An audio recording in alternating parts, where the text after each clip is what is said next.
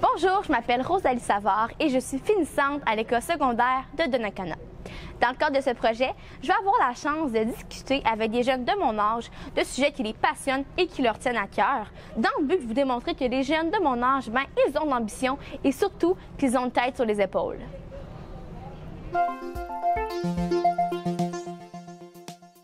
Bonjour Marie-Flore, ça va bien? Ben oui, toi? Ben oui, comme toujours. Alors avant de commencer l'entrevue, je t'inviterai à te présenter brièvement aux gens qui nous écoutent. Alors, je m'appelle Marie-Flore Jean, j'ai 16 ans et je suis finissante ici même à l'école secondaire de Donnacona. Alors, le sujet de l'entrevue, ça va être le sport. Parce que je sais que c'est très important pour toi et je crois que ce l'est également pour tous les gens qui nous écoutent. On sait les bénéfices que ça nous apporte, autant pour la santé physique que mentale. Alors, ma première question, pratiques-tu un sport actuellement?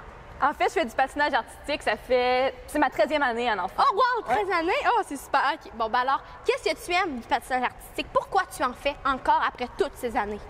Premièrement, même si c'est un sport individuel, on est quand même une équipe à s'entraîner ensemble sur la glace, un esprit de club. Ouais. Et puis j'ai certaines de mes très bonnes amies que j'ai rencontrées en faisant du patinage artistique ou qu'on s'est rapprochés de cette façon-là. Fait que ça, premièrement.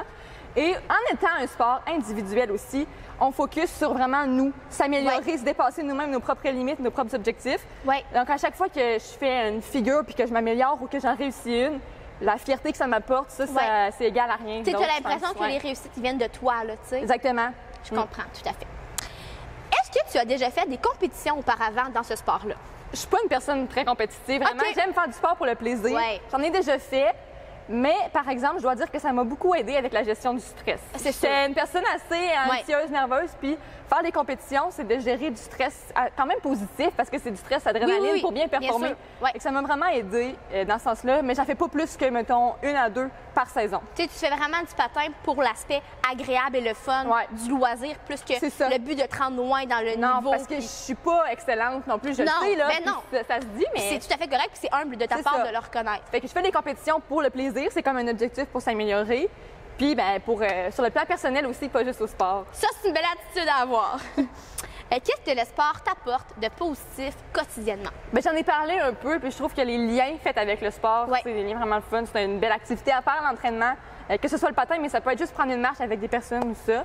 Puis, pour le mental puis le physique, le sport, je veux dire, ça m'en prend là, à chaque jour. On sent bien après avoir fait du sport, veut pas, hein? Quelle est la motivation lorsque tu t'entraînes? Où tu cherches toute cette...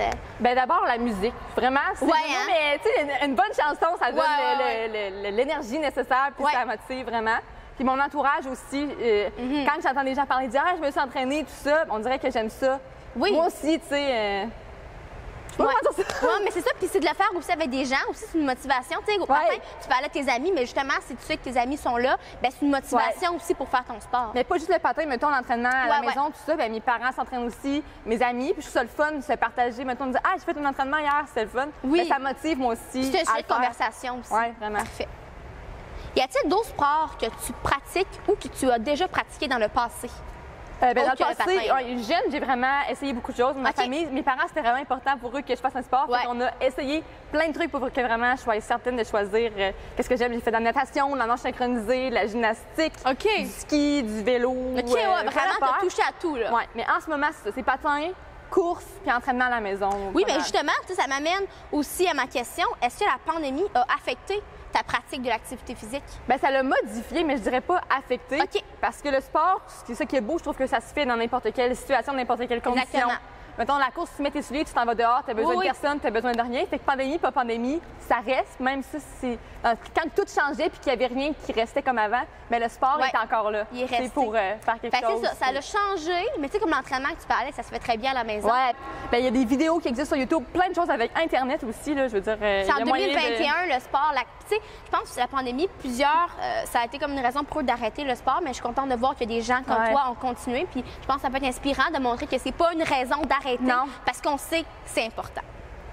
Aussi, est-ce qu'il t'est déjà arrivé de te blesser en faisant du sport? Parce qu'on sait que ça peut être des effets négatifs, là. Bien, c'est sûr, le patin, il y a beaucoup de personnes qui se blessent là-dedans. Oui. Mais moi, Ah je suis quand même assez peureuse. Fait que j'essayais plein de trucs, puis je reste dans ma petite zone. Ouais. Je suis tombée des fois, mais j'ai jamais eu de grandes blessures Parce à qu'on cause sait du que tu sport. peux avoir des blessures graves, là, des fois, en engendrant ce sport-là, surtout là, des grosses chutes. Et ça, c'est quand même un sport de glace. Avec les lames, tu peux tomber, déraper, tout ça. Mais j'ai jamais eu de blessure grave, pas vraiment, non. Tant mieux, je suis contente d'entendre ça. J'ai une bonne physio pour ça. Et aussi, je me demandais, tu sais, souvent, il y a des modèles qui nous inspirent quand on fait du sport. Est-ce qu'il y a des athlètes qui t'inspirent? Athlète, je dirais pas vraiment. OK. Comme j'ai dit, je suis pas de niveau, fait que j'aime ça. Ouais. Mais pour l'entraînement à la maison, ben, sur Instagram, il y a beaucoup de personnes normales, des monsieur, madame, tout le monde, mais qui s'entraînent puis qui sont motivés. Puis je trouve ça le fun de voir ça. Parce que je pense que c'est les nouveaux athlètes d'aujourd'hui. Parce qu'avant, tu sais, on aimait les joueurs de hockey, les joueurs de tennis, les athlètes professionnels qui vont aux Olympiques et tout ça. Mais maintenant, ça peut être différents types de modèles et d'idoles qu'on a, des gens comme nous qui s'entraînent à la maison. Facile de se reconnaître puis qu'on peut faire la même chose. Ça prend pas. C'est facile d'y croire, hein? Oui.